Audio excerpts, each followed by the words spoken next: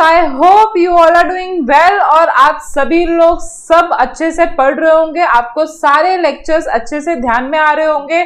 Accounts हो, English हो, maths हो, ओसीएम हो, एसपी हो या इको हो, सारे सब्जेक्ट आपके इस चैनल पे कवर हो रहे हैं day by day as you know. ठीक है, सो जिसने भी ये लेक्चर्स पहली बार देखे हैं तो आप हमारे होम सेक्शन पे इस चैनल के जाके देख सकते हो। आपको लेटेस्ट प्लेलिस्ट बनी हुई दिखेगी जहां पे आपको 1 बाय 1 आपको लेक्चर्स दिखेंगे और आप अपना सिलेबस जो है कंप्लीट कर सकते हो इस चैनल के थ्रू। तो बहुत इंटरेस्टिंग वीडियोस हम बनाने की कोशिश कर रहे हैं ताकि आपको हर एक चीज डिटेल में समझ में आए। तो do watch each and every lecture and अगर आपको कुछ सजेशन देने हैं तो जरूर कमेंट में देना। ठीक है, तो आज का जो लेक्चर है वो हमारा रहेगा कोऑर्डिनेटिंग पे। लास्ट लेक्चर मैंने आपको डायरेक्टिंग और उसका इंपॉर्टेंस मैंने आपको एक्सप्लेन कर दिया था। Now we will read what is coordinating and उसके इंपॉर्टेंस। ठीक है, सो कोऑर्डिनेटिंग जो है वर्ड अगर आप देख रहे हो तो आप ये पहली बार नहीं सुन रहे हो, आपने स्कूल में बहुत बार ये वर्ड सुना होगा जहां पे आपके टीचर्स बोलते हैं अरे यार आप कोऑर्डिनेट नहीं कर रहे एक दूसरे के साथ। जैसे ग्रुप डांस में, जैसे ग्रुप सिंगिंग में बोला जाता है कि you have to coordinate with each other. अब ये कोऑर्डिनेट वर्ड क्यों मतलब ये कोऑर्डिनेट जो है वो क्यों करना पड़ता है? देखो, एज यू नो कि मैनेजमेंट एक ग्रुप एक्टिविटी है। मैनेजमेंट जब हम करते हैं, लोगों को सिंक्रोनाइज जब हम करते हैं तो ये ग्रुप्स के साथ होता है और ग्रुप को एक ही डायरेक्शन में लेके जाना ये बहुत मुश्किल है। तो जो coordinating one of the function है वो हमें बोलता है कि आपको वन ऑफ द फंक्शन ये भी याद रखना है।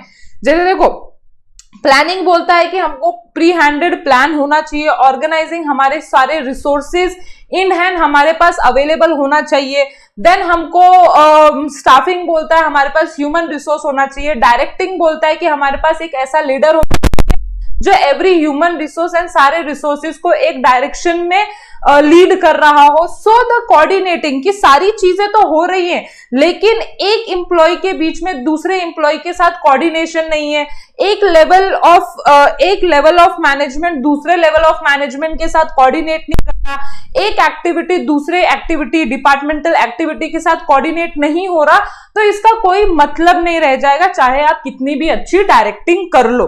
तो you have to coordinate with each other, क्योंकि हर एक काम ऐसा ही होता है ऑर्गेनाइजेशन में कि एक काम खत्म करेगा, दूसरा उस काम को उठाएगा, वो काम करेगा एंड तीसरा उस काम को उठाएगा। तो जब तक ये सारे जो लाइन है वो जब तक वो फिक्स नहीं रहेगी, कोऑर्डिनेट नहीं करेंगे सारे एम्प्लॉय, तो शायद जो एंड गोल है वो अचीव करना बहुत मुश्किल हो जाएगा। एग्री और नॉट, क्योंकि सबका टाइमलाइन होना चाहिए, उस टाइमलाइन के हिसाब से सारे काम। बजट एक्सीड हो गया तो लेवल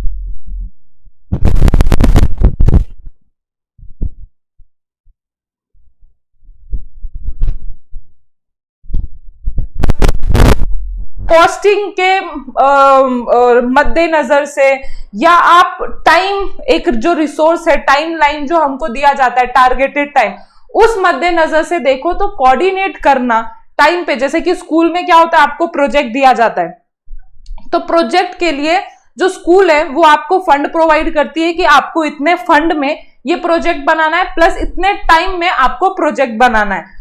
तो ओनली बिकॉज ऑफ कोऑर्डिनेशन, अगर आप कोऑर्डिनेट प्रॉपर करो तो टाइम पे भी काम कंप्लीट होगा प्लस उस बजट दैट इज उस फंड में भी काम कंप्लीट होगा। तो यही सब हम सीखने वाले हैं कि कोऑर्डिनेटिंग क्यों ऑर्गेनाइजेशन में इंपॉर्टेंट है। तो देखो, उन्होंने बोला है कि कोऑर्डिनेटिंग बिटवीन डिफरेंट फंक्शंस मतलब जैसे हमने पढ़ा हुआ है planning, organising, staffing, directing, controlling, ये सारे ऐसे फंक्शंस हैं जो एक दूसरे के साथ कोऑर्डिनेट होना चाहिए। जैसे कि प्लानिंग हम बिना ऑर्गेनाइजिंग हम बिना प्लानिंग के नहीं कर सकते, स्टाफिंग हम बिना ऑर्गेनाइजिंग के नहीं कर सकते, so the directing and so the controlling. तो ये फंक्शंस के बीच में कोऑर्डिनेट होना चाहिए। और लेवल ऑफ एम्प्लॉय के बीच में जो हमने पढ़ा था top level, middle level and lower level 3 levels होते हैं अपने ऑर्गेनाइजेशन में, इन तीनों लेवल्स के बीच में कोऑर्डिनेशन होना चाहिए किसी भी ऑर्गेनाइजेशन को सक्सेस में लाने के लिए। So integration of different activities which is essential for smooth flow. So इन सब में इंटीग्रेशन, दैट इज इंटीग्रेशन आप बोल सकते हो साथ में काम करने की भावना होनी चाहिए। सो हार्मनी होना चाहिए और एक्टिविटीज के हार्मनी मतलब कि एक दूसरे के साथ काम करने की इच्छा, शांति मेंटेन होना चाहिए, कोई डिस्प्यूट नहीं हो रहा है, कोई झगड़े तो नहीं हो रहे हैं। So in an organization a number of person are working together. देखो बहुत सारे लोग काम करते हैं, इसके लिए there work is closely linked with each other.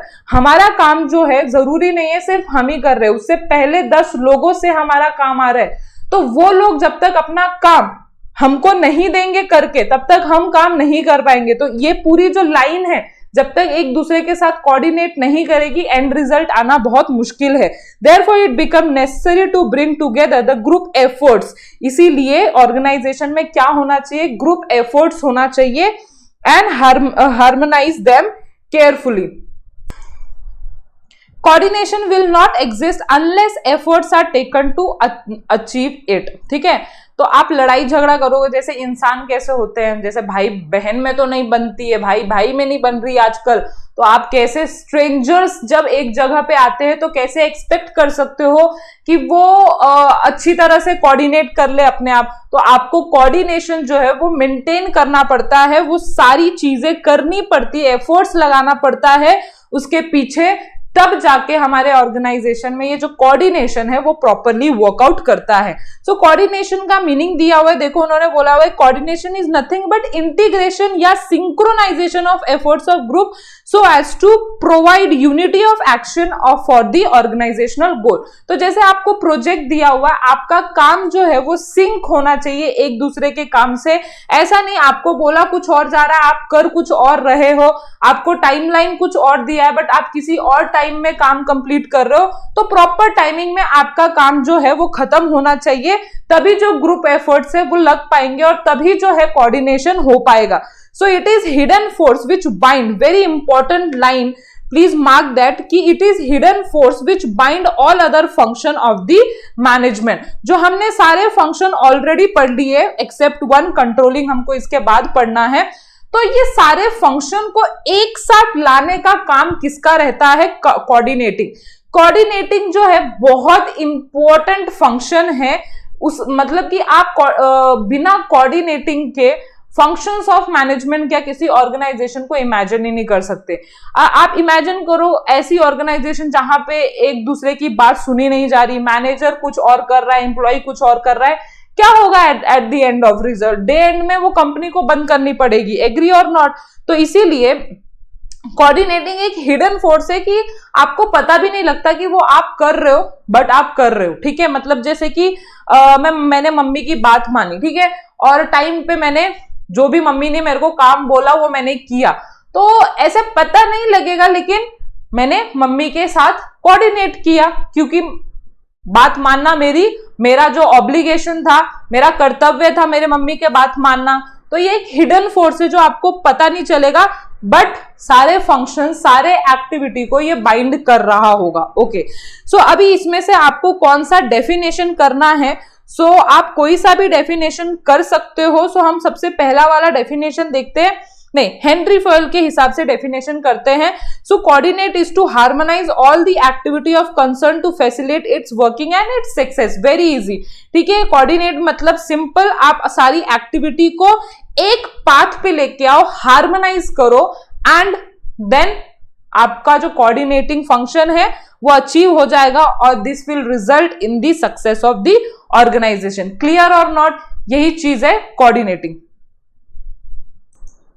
Okay, now we will read importance of coordinating. So as I told you कि हमको क्यों coordinating लगता है, क्योंकि हमारे ऑर्गेनाइजेशन में बहुत सारे ऐसे डिफरेंट एलिमेंट रहते हैं, बहुत सारे लोगों के एफर्ट्स लगते हैं जो हमको एक रास्ते पे लाना पड़ता है, उनको यूनिफाई करना पड़ता है और कॉमन ऑब्जेक्टिव को अचीव करना पड़ता है। तो इसके लिए हम इंपॉर्टेंस ऑफ कोऑर्डिनेटिंग पढ़ना ये हमारे लिए जरूरी है। तो सबसे पहला जो इंपॉर्टेंस है कोऑर्डिनेटिंग का, ये बोलता है कि इनकरेज टीम स्पिरिट।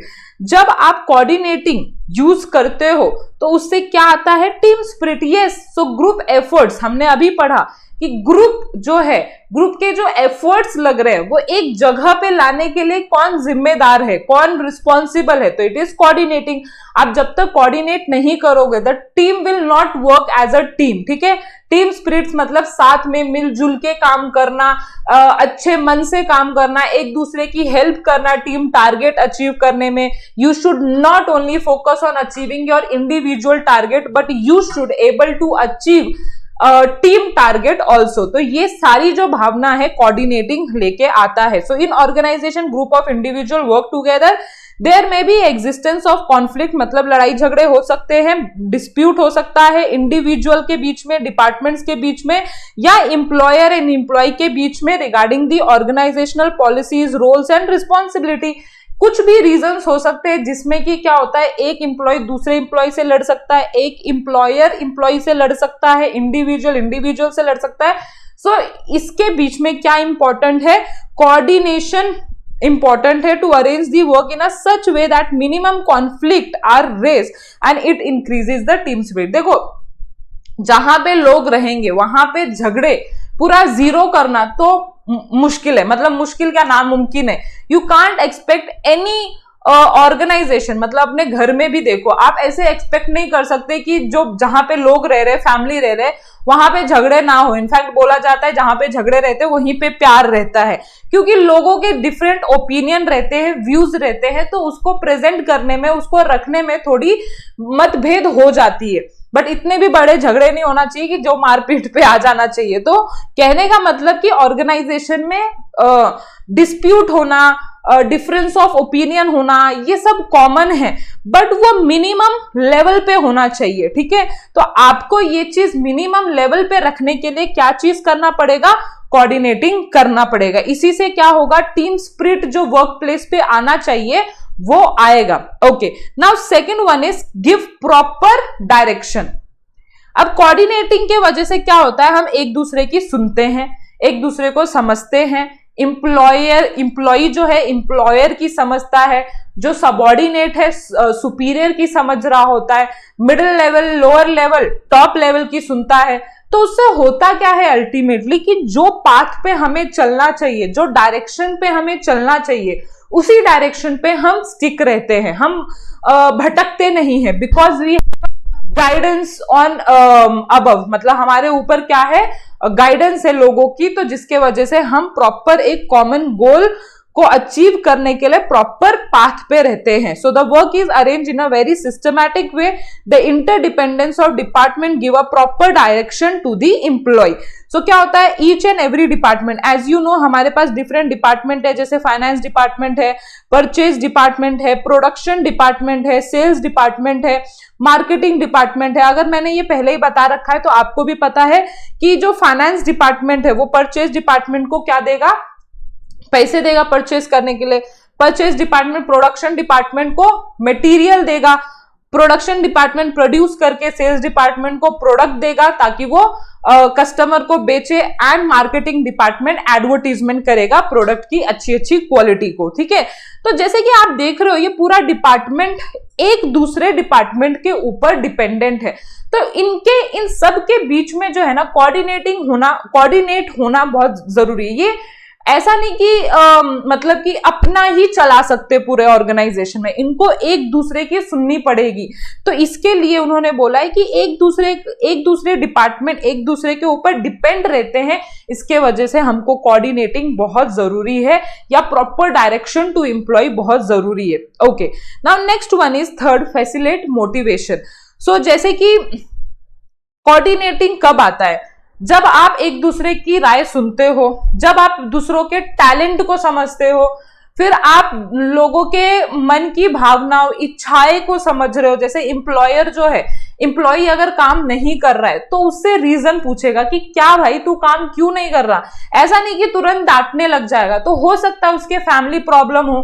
तो अगर कोई एम्प्लॉयर जो है बिना डांटे उसको समझा बुझा के काम करवाए तो कोई भी एम्प्लॉय जो है मोटिवेट होगा, कोई भी एम्प्लॉय जो है ऐसा नहीं सोचेगा कि मैं क्यों काम करूं।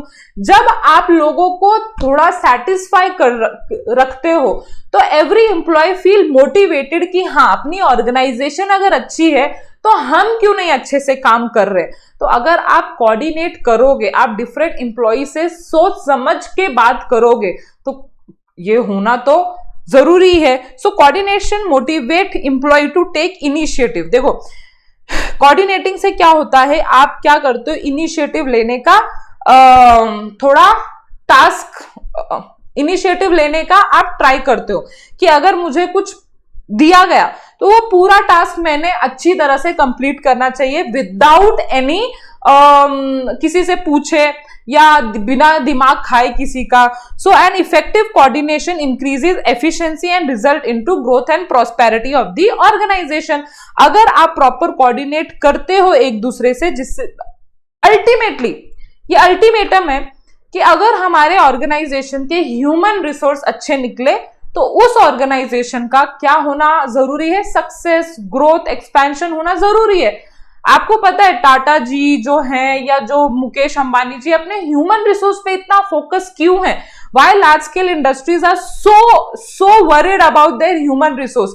Because they also know the human resource are the main reason to achieve the goal. देखो आप कितने भी पैसे लेके आ जाओ, कितने भी नॉन लिविंग थिंग रिसोर्सेज लेके आ जाओ, बट अल्टीमेटली जितना कोऑर्डिनेशन आप बना के रखोगे अपने एम्प्लॉय के साथ, ultimately the result will be given by them only. So वही बोला जा रहा है, the prosperous organization ensure job security. उनको क्या दो आप, जॉब सिक्योरिटी दो ताकि अच्छे से काम करो, उनके अच्छा इनकम दो, उनको प्रमोशन दो, उनको इंसेंटिव दो। जब भी आप उनको monetary and non monetary incentives दोगे, उनको जॉब सिक्योरिटी दोगे, अल्टीमेटली क्या होगा, ultimately they will motivate to work and coordinate करेंगे वो एक दूसरे के साथ। परेशान हैरान नहीं रहेंगे हर वक्त कि मैं क्यों करूं, ये क्यों करूं, वो क्यों करूं। They will take initiative to work. समझ रहे हो, दिल की भावना समझो, अपने आप हो जाएगा पूरा।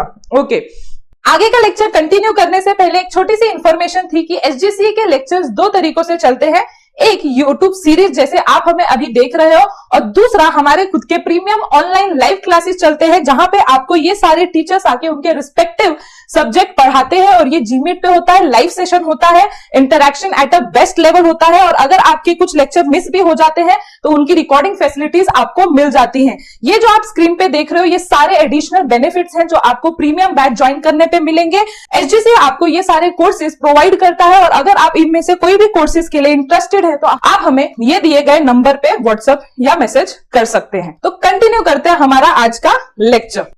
ऐसे समझो जैसे कि आपका ही ऑर्गेनाइजेशन है और आप कैसे लोगों से ज्यादा काम करवा सकते हो।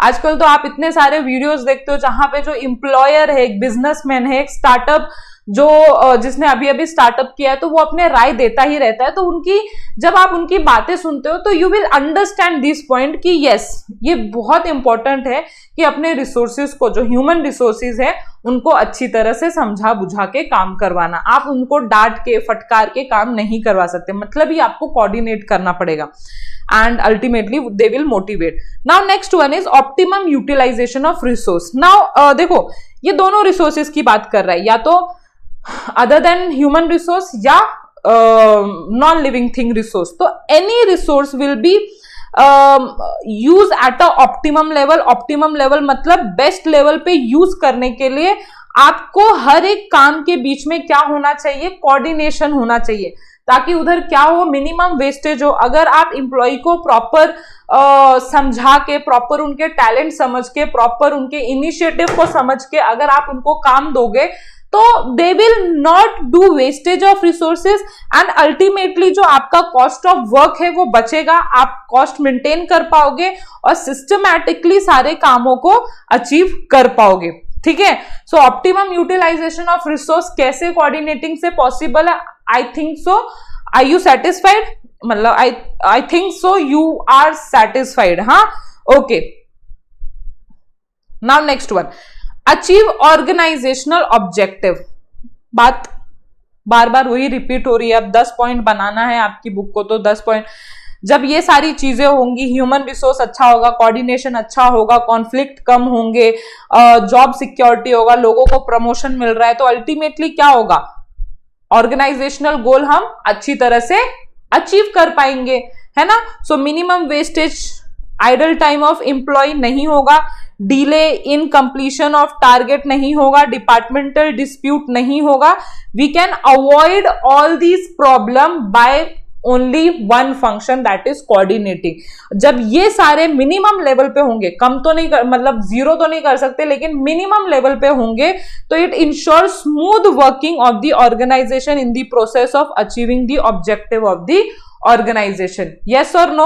So it ensures smooth working of organization in the process of achieving the objective of organization. तो आप सारे organization goal achieve कर पाओगे। Now coordinating से आप क्या कर पाओगे, अपने relations को भी अच्छे कर पाओगे, घर के relation को नहीं, जो इंटर डिपार्टमेंट रिलेशनशिप है, एम्प्लॉइज के बीच में रिलेशनशिप है, एम्प्लॉइज एंड एम्प्लॉयर के बीच में जो रिलेशनशिप है, मैनेजर एंड सबऑर्डिनेट के बीच में जो रिलेशनशिप है, वर्कर्स एंड सुपरवाइजर्स के बीच में जो रिलेशनशिप है, ऑटोमेटिकली इट विल इंप्रूव। जब काम अच्छा होगा, जब कोऑर्डिनेटिंग होगा, कम झगड़े होंगे, कम वेस्टेज होगा, तो अल्टीमेटली यू विल रियलाइज कि yes there is minimum conflict and relations अच्छे हो रहे हैं। तो जब आप पढ़ाई करते हो घर में, जब आप अच्छे से काम कर देते हो, मम्मी पापा जब घर जाते हो तो टीवी देखने के बजाय, मोबाइल देखने के बजाय, अगर आपने जो मम्मी पापा ने बोला है वो करते हो, तो अल्टीमेटली क्या होता है, आपके बीच में और मम्मी पापा के बीच में रिलेशंस अच्छे होते हैं। आपके मम्मी पापा बिलीव करते हैं आपके ऊपर कि आप कुछ बुरा काम नहीं करोगे। सो अल्टीमेटली ऐसा ही ऑर्गेनाइजेशन में होता है। So coordination develop a cordial relation. Cordial relationship मतलब फ्रेंडली रिलेशनशिप बना देता है ऑल लेवल ऑफ मैनेजमेंट के बीच में। Every department depends on the function of other department, as I told you earlier कि each and every department is dependent on other department. They can't work as a मतलब अपने ऊपर ही depend होके काम नहीं कर सकते। For example sales department work according to the production department depend on the purchase department and so on. ये रेलगाड़ी चलती रहती है। सो अल्टीमेटली क्या इंपॉर्टेंट है, कोऑर्डिनेशन ही इंपॉर्टेंट है, जिसके वजह से इन सबके बीच में अच्छा रिलेशन मेंटेन हो सके, कम झगड़े होंगे, कम वेस्टेज होगा, सारी प्रॉब्लम कम लेवल पे होंगी, तो रिलेशन तो इंप्रूव होना ऑफ कोर्स जरूरी है। Now leads to higher efficiency. अभी देखो हमने पढ़ा था वेस्टेज कम होगा, हायर रिटर्न्स आएंगे, हायर प्रोडक्टिविटी आएगी, हाई प्रॉफिटेबिलिटी आएगी जस्ट बिकॉज ऑफ कोऑर्डिनेशन। तो क्या मैं बोल सकती हूँ हायर एफिशिएंसी होगा? ऑफ कोर्स इस पॉइंट में आई थिंक सो ये पॉइंट हमने समझ लिया, तो ये पॉइंट समझाने की जरूरत नहीं है कि सारी चीजें वेल इंटीग्रेटेड फॉर्म में होगी, ऑप्टिमम यूटिलाइजेशन ऑफ रिसोर्स होगा, हायर प्रोडक्टिविटी, हायर प्रॉफिटेबिलिटी होगा, तो it will reduce the cost, wastage कम होगा एंड हायर एफिशिएंसी आएगी। ठीक है, काम करने में ज्यादा प्रोडक्टिविटी, मतलब कि पहले आप 1 घंटे में 4 प्रोडक्ट बना रहे थे, अभी 1 घंटे में ड्यू टू कम अब वेस्टेज क्रिएट हो रहा है। Now you are more specialise, अब आपको कम डांट पीट रहा है, तो इसके लिए आप ज्यादा काम कर पा रहे हो। Okay, now improve goodwill. आई थिंक सो आपको गुडविल का मतलब पता है। गुडविल मतलब रेपुटेशन इन दी मार्केट। जैसे कि अगर मैं आपको रिलायंस इंडस्ट्री का नाम लूं, अगर आपको टाटा ग्रुप्स ऑफ कंपनी के नाम लूं, या अच्छी अच्छी कंपनीज के नाम लूं, तो you will say yes ma'am वो वाली कंपनी, यस मैम वो वाली कंपनी। क्यों? बिकॉज ऐसे ऑर्गेनाइजेशन का क्या है, गुडविल है। They have maintain their reputation in the market. Okay, so ऐसी कंपनी जो होती हैं, जो कोऑर्डिनेट करती हैं प्रॉपरली, जो वर्क अच्छा करती हैं, जो लड़ाई झगड़ा कम करती हैं, ऐसे कंपनी का ऑफ कोर्स क्या होना जरूरी है, जब आप सारे काम अच्छे से कर रहे हो, सब चीजें अच्छे से मेंटेन कर रहे हो, तो it will automatically improve human resource and lower the cost. और ऐसी ऑर्गेनाइजेशन क्या होती है, मार्केट में अपना गुडविल क्रिएट कर पाती हैं, और उससे क्या होता है, जो आपके शेयर प्राइजेस हैं मार्केट में, जो इमेज है आपके मार्केट में, वो सारी चीजें अच्छी होने लगती है। मतलब कि दिस इज रिफ्लेक्शन कि आप जो अंदर कर रहे हो, जो अच्छी चीजें अंदर कर रहे हो, वो कभी ना कभी बाहर आनी है। तो आप कम वेस्टेज कर रहे हो, आप ह्यूमन रिसोर्स अच्छे से मेंटेन कर रहे हो, तो it will reflect on your image also. जाहिर सी बात है ना, ऑब्वियस सी बात है, यू कैन से।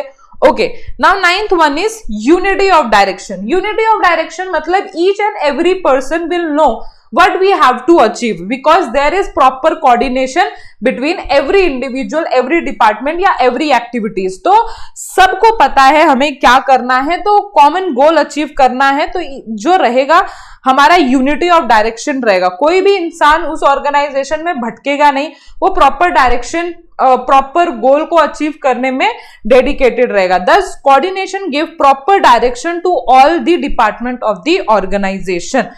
Okay, now last one but not least one is specialization. Now what do you mean by specialization? Specialization means जब आप कोई चीजें बार बार करते हो, जब आप चीजों को जान के करते हो, तो आप उस चीज को और अच्छी तरह से करने लगते हो। You become specialized in that, you become expert in that। तो जैसे कोऑर्डिनेटिंग में क्या हो रहा था कि जो हर एक डिपार्टमेंट है अपने लोगों को समझ के उनको काम दे रहा था, इसीलिए वो क्या ले पा रहे थे, इनिशिएटिव ले पा रहे थे। तो अल्टीमेटली क्या क्रिएट होगा, स्पेशलाइजेशन क्रिएट होगा। So every department is headed bye जैसे परचेज मैनेजर, फाइनेंस मैनेजर रहते हैं, तो वो खुद में एक्सपर्ट्स होते हैं, मतलब कि they are expert in their field. तो जब ऐसा होगा कि every department is headed by expert and जो उनके नीचे वाले लोग हैं वो भी टैलेंटेड एंड इनिशिएटिव लेने वाले लोग रहेंगे, तो ऑटोमेटिकली ऑर्गेनाइजेशन में स्पेशलाइजेशन आना तो जरूरी ही है। So all department of organisation are headed by expert in their respective field.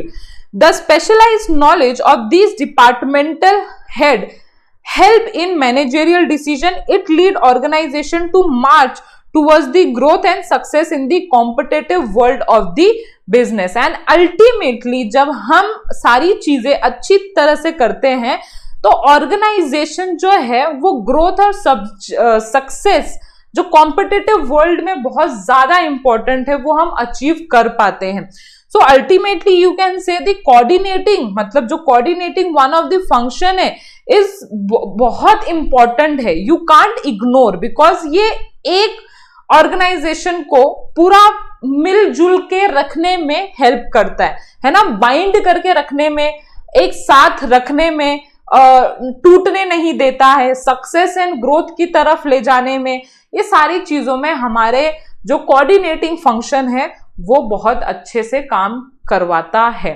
ठीक है, सो बहुत सिंपल है, सिर्फ लर्न करना आई नो मुश्किल है, लेकिन अगर आप स्टार्टिंग से, बहुत बच्चे बोलते हैं कि ओसीएम मैम टफ लगता है हमको, मार्क्स नहीं आते, तो प्रॉब्लम ऐसा होता है चिल्ड्रन कि कोई भी थ्योरी सब्जेक्ट हो, यू टेक सो लीनियंट, मतलब आप बोलते हो जैसे कि आपके परसेंटेज ऑटोमेटिकली इसमें हाई हो जाएंगे, पता नहीं क्या आप कौन सी दुनिया में रहते हो, बट यही मानना है आप लोगों का।